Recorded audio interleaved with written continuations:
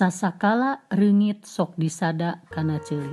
Zaman baheula aya hiji nagara reungit anu diratuan ku reungit awewe. Eta nagara pohara beungharna tentara nagaragah patihna satia. Sang ratu kacida gindingna pakeanana hurung herang make gulang jeung suweng emas. Dina hiji peuting keur jemplang-jempling aya jelema asup ka karaton ratu reungit tea. Kabeneran tentara anu jaraga sarare menita libra. Atuh eta jalma teh jongjon asup ka kamar ratu. Kabeneran ratu oge keur tibra deui. Harayap eta jalma teh ngadeuketan sang ratu reungit. Tuluy suweng anu dipake ku sang ratu teh dicoplokeun, tapi kakara dicoplokeun sabeula kaburu sang ratu hudang manten tuluy gogorowokan, "Bangsat!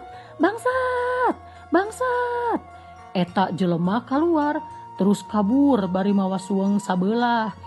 Tentara anu jaraga tea tuluy ngarudag, tapi eta jalma teh teu kasusul. Sukna sang ratu marentah ka tentara jeung rahayatna. Pokna sakabeh bangsa reungit kudu nareangan suweng anu dipaling tea. Tempoan dina unggal ceuli jelema. Ti harita sakabeh reungit nareangan eta suweng. Nepi ka kiwari reungit-reungit teh masih keneh nareangan eta suweng.